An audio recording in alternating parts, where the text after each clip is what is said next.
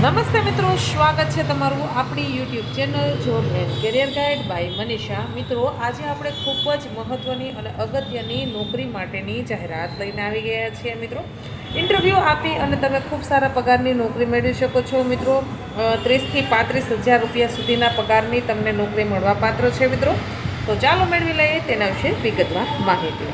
Project manager, જગ્યાની સંખ્યા છે 3. મહિને તમને 30,000 રૂપિયા પગાર ચૂકવવામાં આવશે અને સાથોસાથ બીજા પણ તમે લાભો મેળવી શકો છો. શૈક્ષણિક લાયકાતની વાત કરવામાં આવે તો BE civil, BSc agriculture, forestry ભણેલા છો મિત્રો, તો તમે આમાં એપ્લાય કરી શકો છો. તમારા પાસે ડિગ્રી પછીનો 1 વર્ષનો અનુભવ હોવો જરૂરી છે.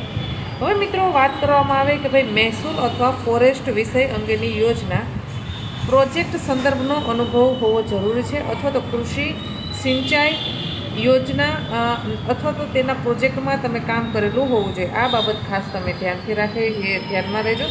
કામગીરીની વાત કરવામાં આવે તો કે FRA કાયદા અંતર્ગત તમારે છે એ યોજનાઓ તથા માપની અનુષાંગિક કામગીરી છે એ તમારે ફિઝિકલ અને ઓનલાઈન ડેટા વર્ક કરી અને તમારે છે એ કામગીરી કરવાની છે અને તેનો રિપોર્ટ છે તમારે કચેરીને સબમિટ કરવાનો રહેશે. આ તમારું કામ છે.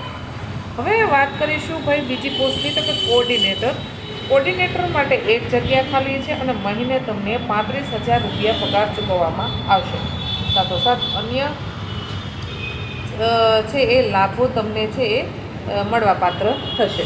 હવે શૈક્ષણિક લાયકાતની વાત કરવામાં આવે તો જો તમે BCA ભણ્યું છે, BSc IT કોમ્પ્યુટરમાં કરેલું છે, અથવા તો તમે BE MCA કરેલું છે, BE કર્યું છે, BTech કર્યું છે, આમાંની કોઈ પણ તમે છે એ શૈક્ષણિક લાયકાત ધરાવો છો અને તમારા પાસે ડિગ્રી પછીનો 2 થી 3 વર્ષનો અનુભવ છે, તો તમે કોઓર્ડિનેટરની પોસ્ટ પર એપ્લાય કરી શકશો. અનુભવીને પ્રથમ પ્રાધાન્ય આપવામાં આવશે. તમારા પાસે સરકારી વિભાગ અથવા ખાનગી ક્ષેત્રમાં IT અંગેનો અનુભવ હોવો જરૂરી છે. FRA કાયદા છે તેના અમલી અંતર્ગત ડેટા ડિજિટલાઇઝેશન સંબંધિત તમામ કામગીરી તમારે કરવાની રહેશે. એટલે કે ભાઈ તમારે છે એ ઓનલાઈન વર્ક કરવાનું રહેશે. ત્રીજી પોસ્ટ છે MIS આસિસ્ટન્ટ છે, તેમાં 1 જગ્યા ખાલી છે. 25,000 રૂપિયા તમને મહિને પગાર ચૂકવવામાં આવશે.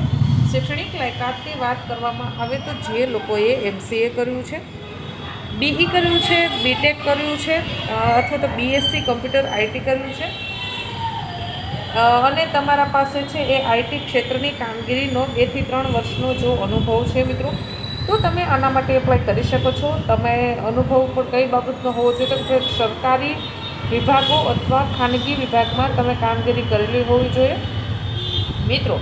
અને તમારે છે એ ડિજિટલાઇઝેશન કામગીરી જ કરવાની છે મિત્રો. વધુ માહિતી માટે આપણને મોબાઈલ નંબર આપેલા છે, તેમાં ફોન કોલ કરીને તમે વિશેષ માહિતી મેળવી શકો છો.